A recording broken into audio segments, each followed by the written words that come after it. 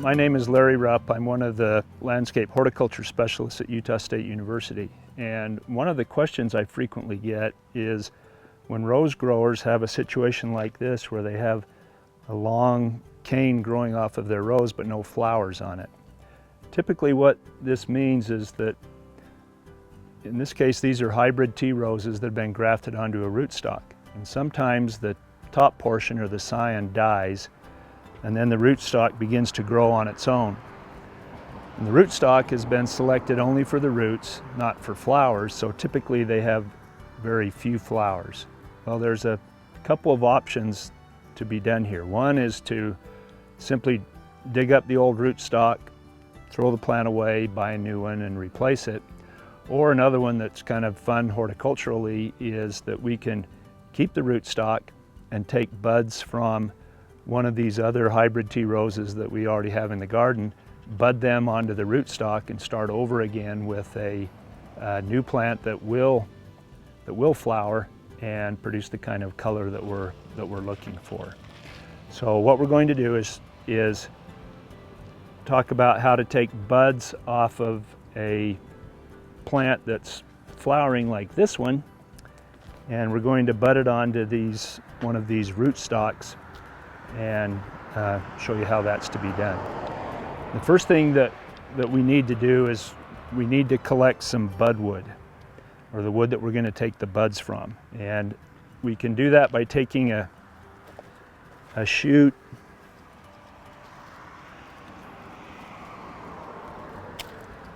that we know has flowers and that gives us the characteristics that we want. And at the base of each one of these leaves, there's a little dormant bud.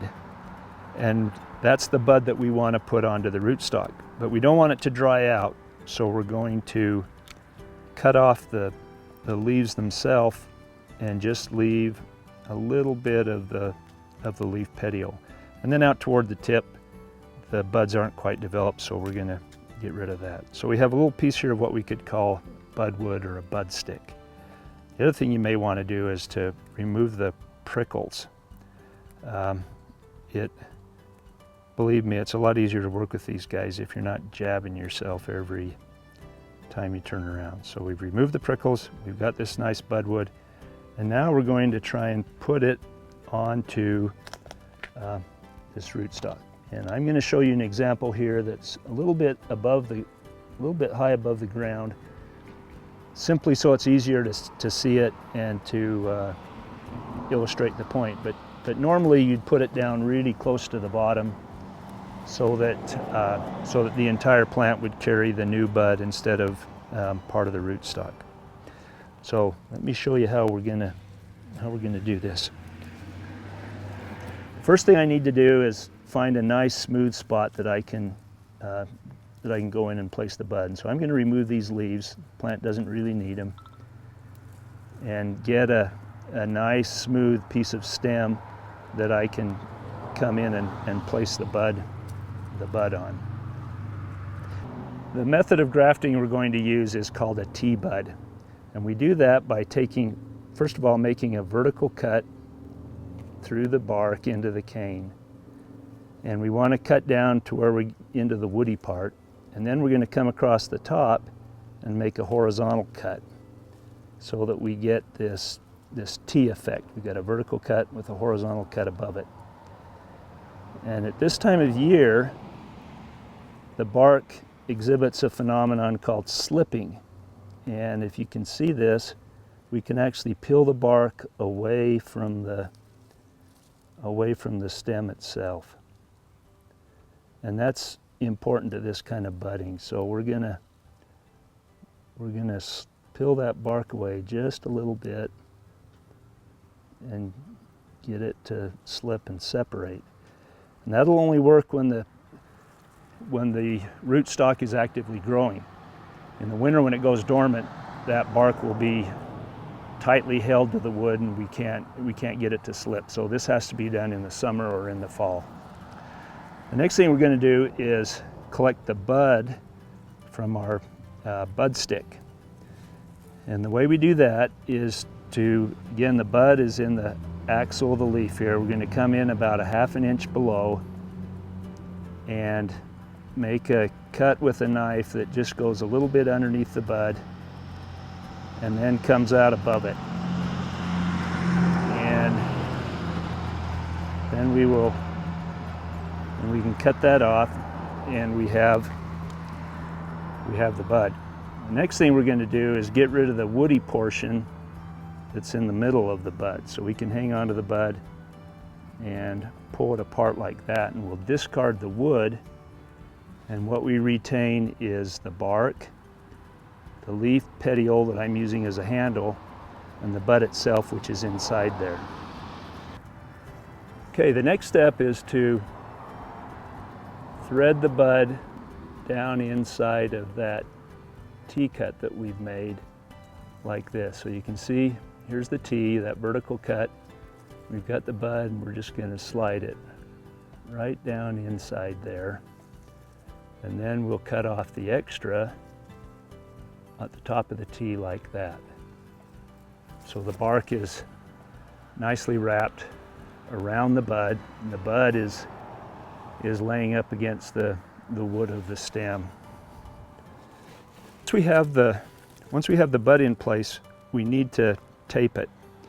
The tape serves two purposes. One, it seals the bud so that it doesn't dry out, and it also anchors it in place so it doesn't break free or fall out or something like that. And we can use various types of tape. This tape is a wax impregnated paper that kind of gets sticky as you stretch it, and we can carefully wrap it around like this and do the same thing on the upper portion. And generally with one like this, we don't cover the bud itself, but we try and cover all the rest of the bud as much as we can. And that's all there is to it.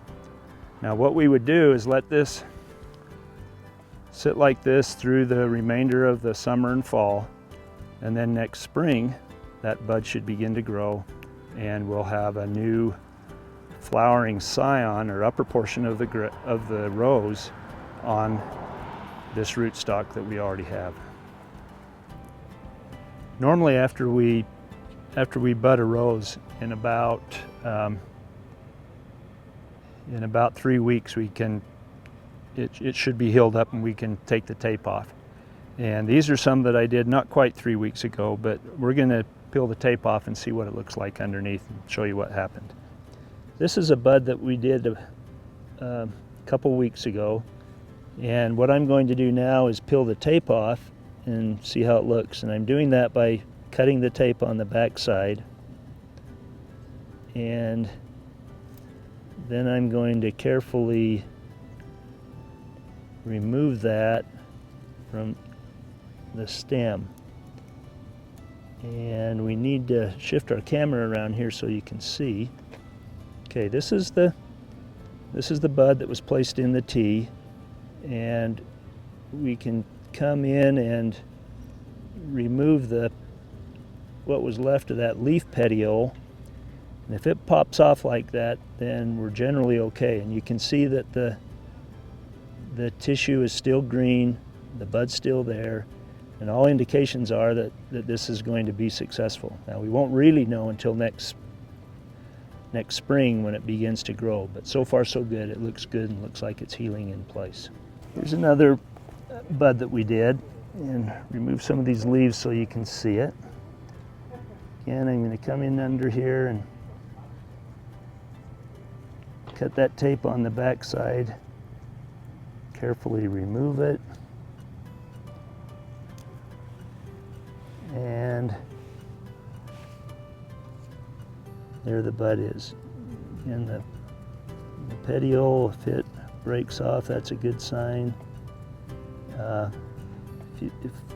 Even though that's a little discolored, if we look underneath it, it's green. The bud looks good and healthy, so that's probably going to be a successful bud for us. So in in summary, this is just a fun little practice we can use to restore a rootstock that has lost the cyan or the upper portion of it that has the flowering rose. Again, taking buds from a rose that we know will bloom, grafting it onto the rootstock, and we can restore it. Generally late summer to early fall is the best time to do that. If it's early spring, the buds aren't quite developed enough. If it's late fall and in the winter, the bark won't slip and we're not able to do the T-bud. So July and into August are the best opportunities to do it. If nothing else, it's a lot of fun to try budding. It's a unique horticultural practice that, while very old, very few people know how to do, and can be a great way to expand your horticultural skills. Thanks for listening.